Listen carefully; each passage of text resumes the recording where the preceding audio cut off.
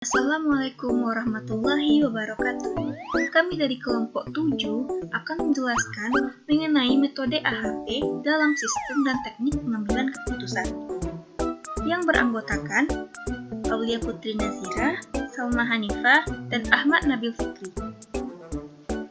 Pengertian AHP atau Analytical Hierarchy Process adalah metode untuk memecahkan suatu situasi yang kompleks, tidak terstruktur, ke dalam beberapa komponen dalam susunan yang hierarki, dengan cara memberi nilai subjektif tentang pentingnya setiap variabel secara relatif, dan menetapkan variabel mana yang memiliki prioritas paling tinggi guna mempengaruhi hasil pada situasi tersebut.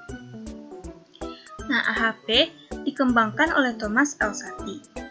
Dapat memecahkan suatu masalah yang terbilang kompleks di mana jumlah aspek atau kriteria yang ada cukup banyak.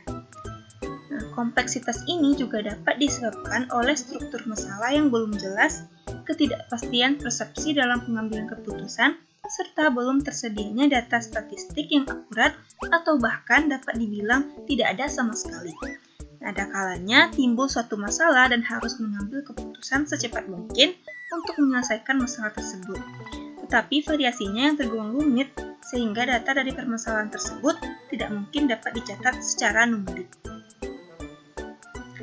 Kelebihan AHP memiliki struktur yang berhierarki sebagai konsekuensi dari kriteria yang dipilih sampai pada subkriteria yang paling dalam. Dapat memperhitungkan validitas sampai dengan batas toleransi, inkonsistensi, berbagai kriteria, dan alternatif yang dipilih oleh para pengambil keputusan.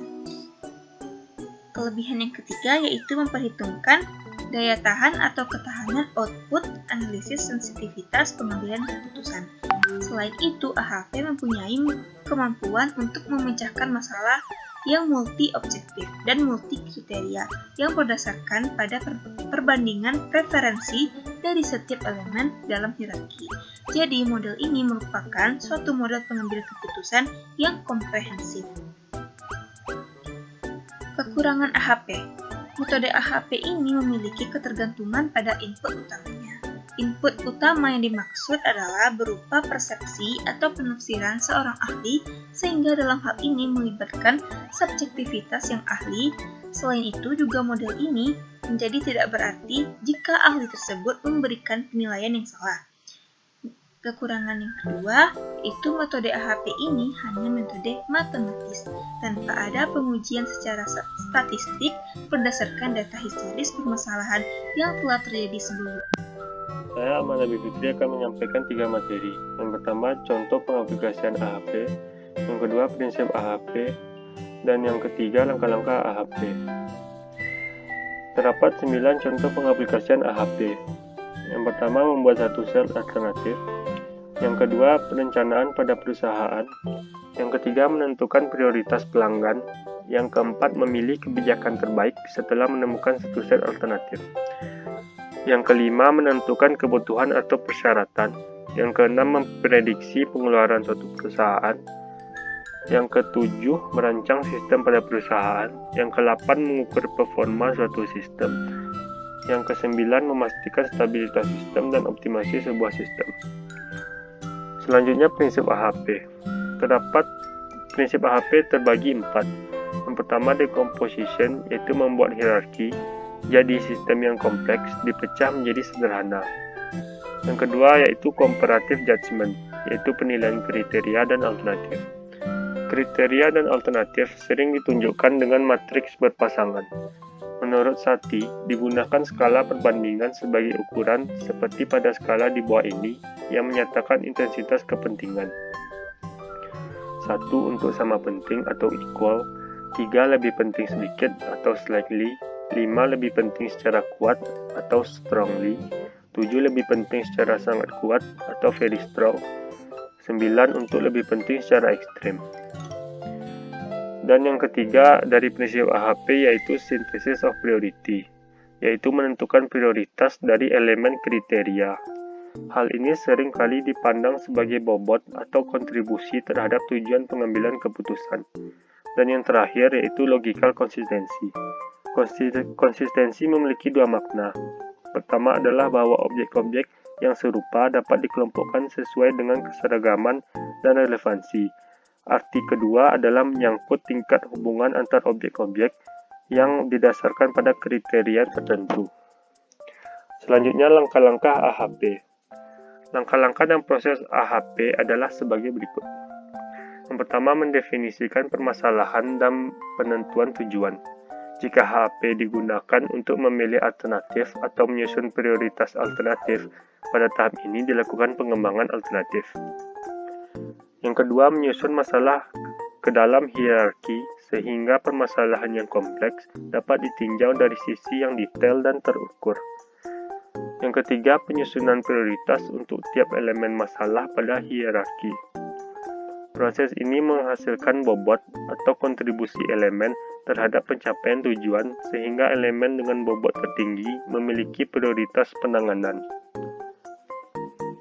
Prioritas dihasilkan dari suatu matriks perbandingan berpasangan antara seluruh elemen pada tingkat hierarki yang sama. Dan yang terakhir, melakukan pengujian konsistensi terhadap perbandingan antar elemen yang didapatkan pada tiap tingkat hierarki. Sekian penjabaran materi dari saya. Perkenalkan, saya Salma Hanifah. Saya akan menyampaikan tentang contoh kasus jurnal yang menggunakan penerapan metode AHP. Pertama, itu ada jurnal dengan judul Penerapan Metode AHP atau Analitik Hierarki Proses untuk menentukan kualitas gula tumbuh.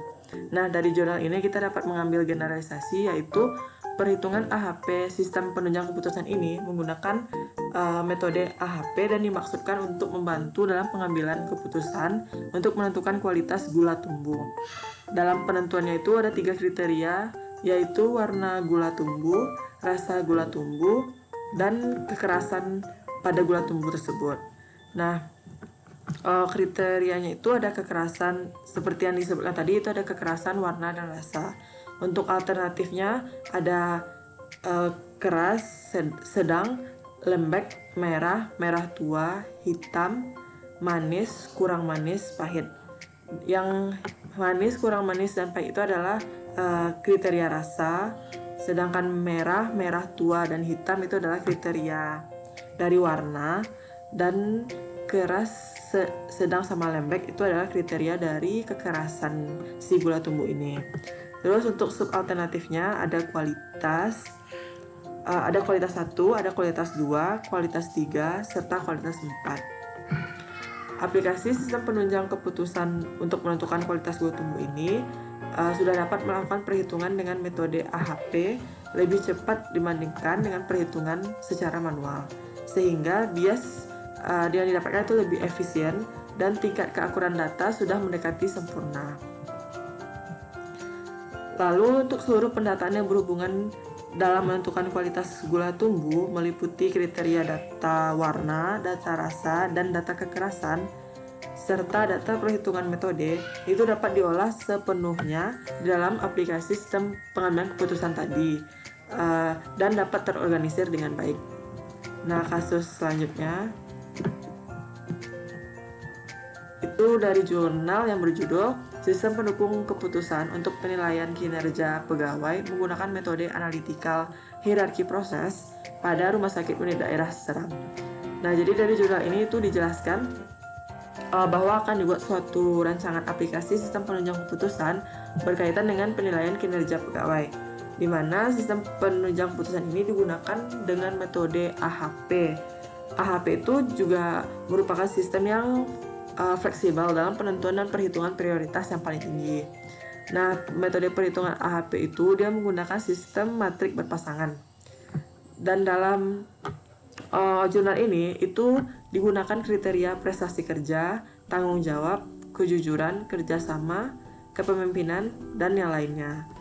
Nah, disimpulkan dari hasil pembahasan di jurnal ini itu bahwa Rahmawati mempunyai skor nilai yang tertinggi, yaitu 0,4481, disusul oleh Tony dengan skor 0,2512, lalu Fuadi dengan skor 0,1632,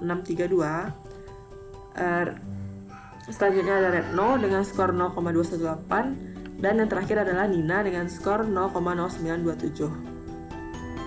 Nah, sekian dari penjelasan metode AHP dari kelompok kami. Apabila ada kesalahan, tolong dimaafkan. Assalamualaikum warahmatullahi wabarakatuh.